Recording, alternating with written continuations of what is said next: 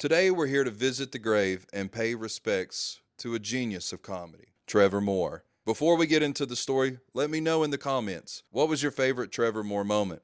Was it a sketch from the Whitest Kids You Know, one of his wild songs, that Abraham Lincoln bit, or maybe something he did later in his career? Trevor Paul Moore was born on April the 4th, 1980 in Montclair, New Jersey. He grew up in a household filled with creativity. Both of his parents were former Christian folk rock singers who performed under the name the Crutchfield Kids. That artistic energy definitely rubbed off on Trevor. By the time he was 5, he was already drawing comic strips. By the age of 12, he was publishing a weekly comic strip called The Cuddy in a local Virginia newspaper, the Charlottesville Observer. Trevor was more interested in doing his own thing, his own brand of weird, unpredictable humor. In the early 2000s, he began producing a show for public access called The Trevor Moore Show.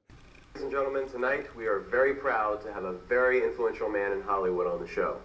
His movie Star Wars is the #1 grossing film of all time. Ladies and gentlemen, George Lucas. How you doing, Trevor? It's great to be here. Come on. Okay. It gained a cult following, but eventually got pulled from the air for, you'd never guess, controversial content. But that didn't stop Trevor. It only proved to him that he was on to something. Then, in 2004, everything changed. Trevor co-founded a comedy troupe called the Whitest Kids You Know. What started as a live sketch group quickly gained steam online and at festivals.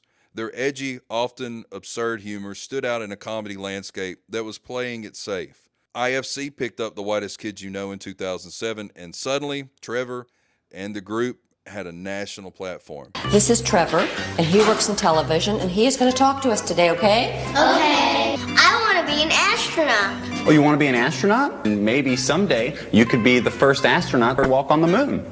No! There already was an astronaut who first walked on the moon. Well, no, not really. That wasn't real.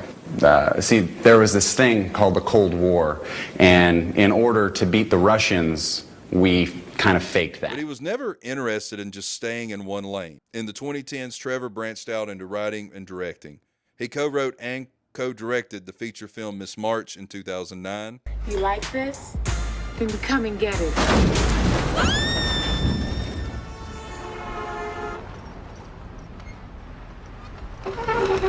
The movie wasn't a critical hit, but it showed that Trevor had the ability to build full-length stories while keeping that same off-the-wall tone that made his sketches so popular. He kept evolving. In 2013, he released a satirical musical comedy album called Drunk Text to Myself.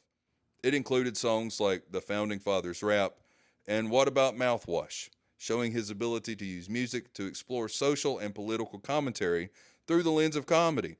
He followed it with more albums and musical specials like High in Church and The Story of Our Times, which aired on Comedy Central. A common trend in all of Trevor's work was his distrust in institutions and his awareness of the absurdity in everyday life. See how there's no windows on the side? And see underneath where there's like a pod thing? What's that, right? Take a look at this wreckage. See how there's no plane parts on the ground there? What does that look like? A missile. He could joke about internet censorship, religion, dating apps, or even war, all in the same song, and it still somehow made you laugh while thinking he does kind of have a point. In later years, he became a regular figure on Comedy Central, developing projects behind the scenes and working with other stand-up comedians. He also wrote for Disney. He wrote Walk the Prank, which might seem like an odd fit, but it showed his versatility. He could go from an R-rated sketch comedy to a kid-friendly prank show without even missing a beat. Throughout his career, Trevor was always ahead of the curve, but his humor also came with a dose of sadness. He once said that comedy is a way of coping with the chaos and confusion of life, and maybe that's what made him so good. He wasn't just doing it for laughs. He was trying to figure out the world in the only way he knew how to do it. And sadly, on August the 6th of 2021, Trevor Moore passed away in a tragic accident. He fell from the balcony of his home in Los Angeles.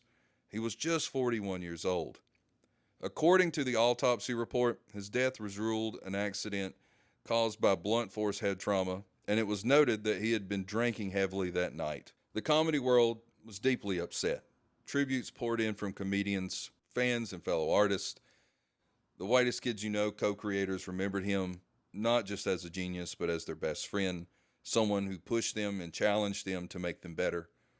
Today, as we walk up to the grave, Trevor Moore is buried at Hollywood Forever, and it's the same cemetery where so many other icons rest. But Trevor's legacy is unique. He was a rare kind of comedian who can make you laugh uncontrollably. And even though he's gone, the work he left behind continues to make people laugh. Whether it's an old sketch that suddenly shows back up on a timeline, or a satirical song that feels more relevant now than it did back then.